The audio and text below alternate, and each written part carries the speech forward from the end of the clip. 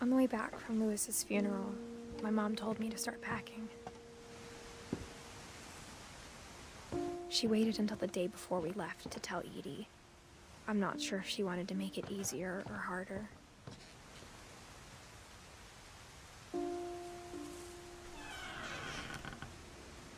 I wish we'd stayed.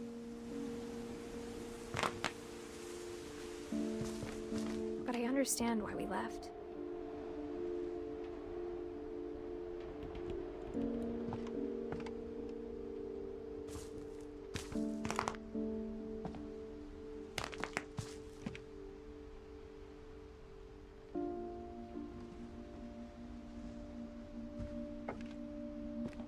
My mom ended up leaving everything behind.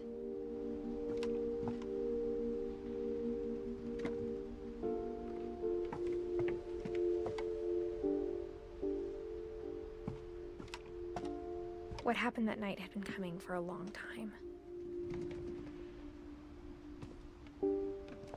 Maybe it should have come sooner.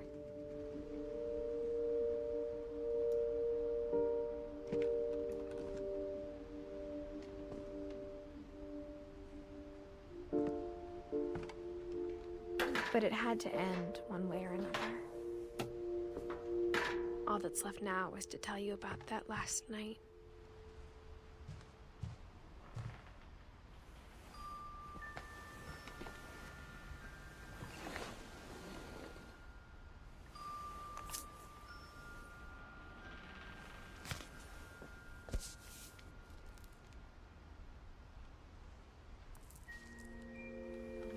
That whole last day, Edie just watched us pack and didn't say a word. Until supper, when she raised her glass and said, "To our final night together, and all our final nights apart." Grandma, you know what I said about alcohol. Some of your medications are very Edith, specific. I left a present for you in the hallway. Why don't you go open it? The grown-ups have to argue now. I'm sorry, you're right. We're all leaving tomorrow. Let's just enjoy our last... I'm not leaving. Edith, you're excused.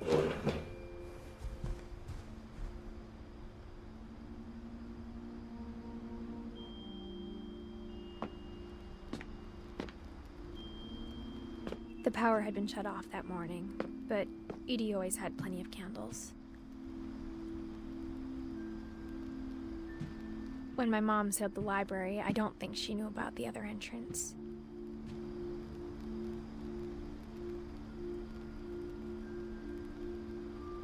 Or that Edie had a key to it.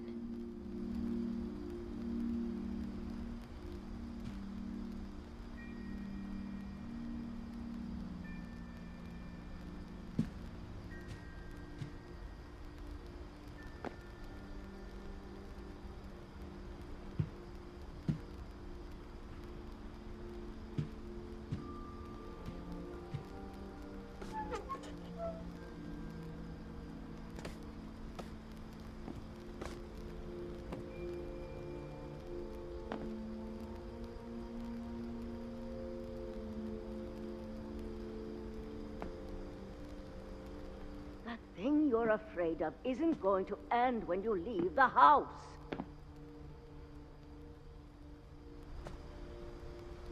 Edith has a right to know these stories. My children are dead because of your stories. I think it's best if Edith and I leave tonight.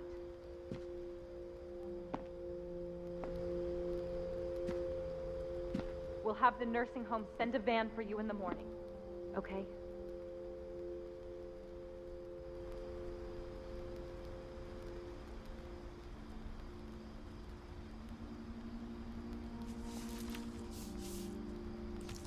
Dear Edith, there's so many stories I wish I could tell you, but there's only time for one. This is about what happened on the night you were born. That night, the tide went way, way out.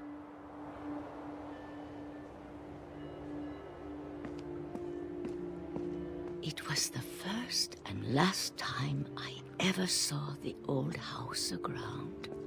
There'd been an earthquake out in the middle of the ocean. They called it the lowest tide in 1,000 years. God, it smelled awful. You know, I've seen that house every day of my life.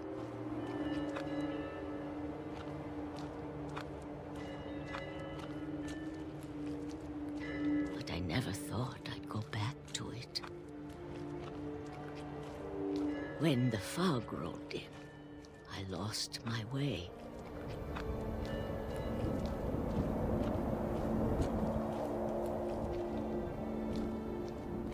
I got turned around.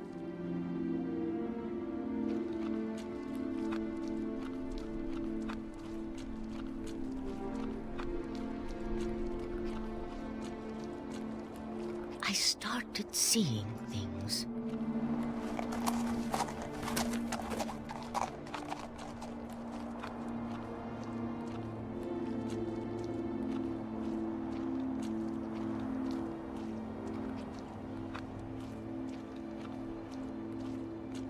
Things I'd forgotten had ever existed.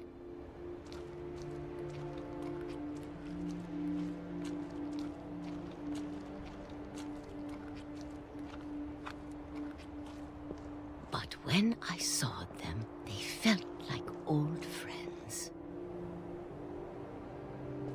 That night, a lot of things came back to me. Or maybe I came back to them.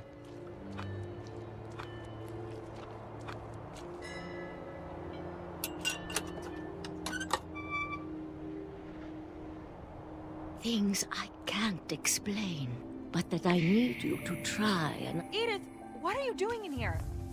It's mine. Edith! Mom, you're gonna rip it! Let go! I kicked and screamed, but Mom dragged me to the car.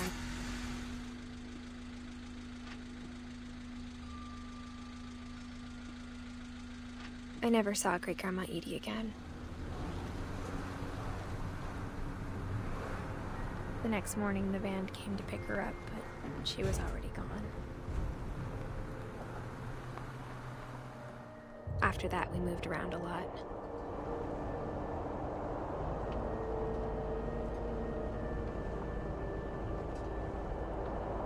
We both tried to make the best of it.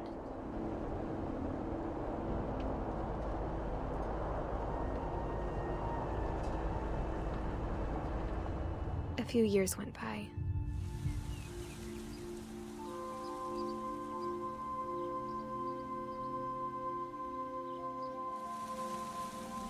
My mom didn't like to talk about it, but she started getting sick a lot. The rest happened pretty quickly.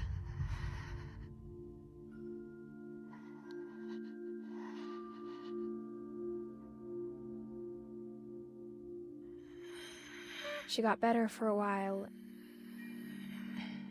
and then she didn't.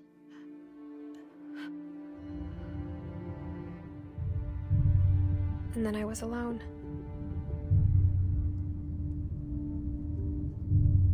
The last Finch left alive.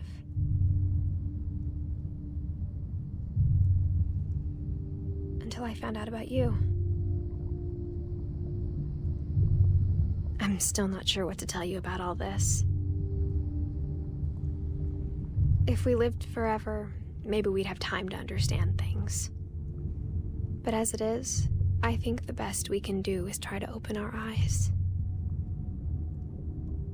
And appreciate how strange and brief all of this is.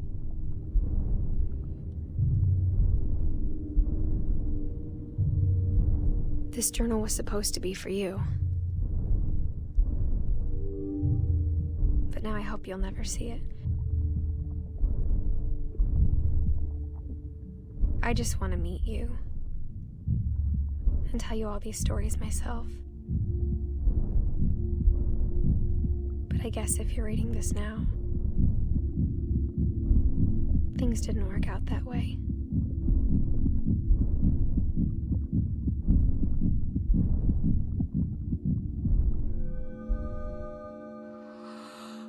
This is where your story begins. I'm sorry I won't be there to see it. It's a lot to ask, but I don't want you to be sad that I'm gone. I want you to be amazed that any of us ever had a chance to be here at all. Good luck.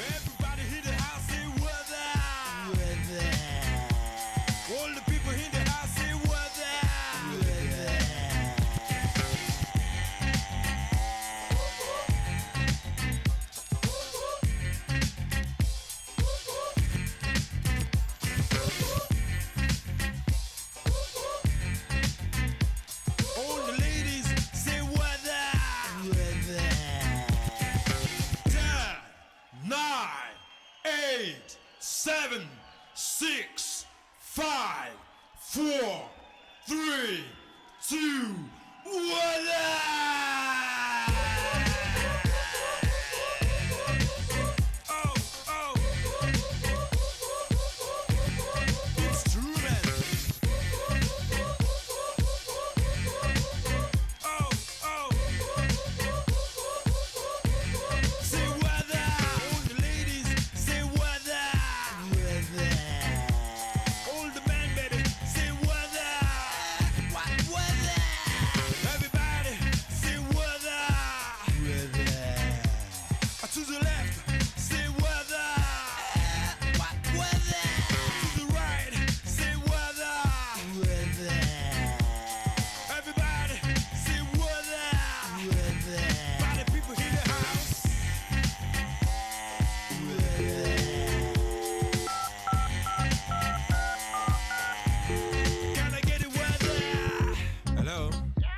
Mike? Yeah.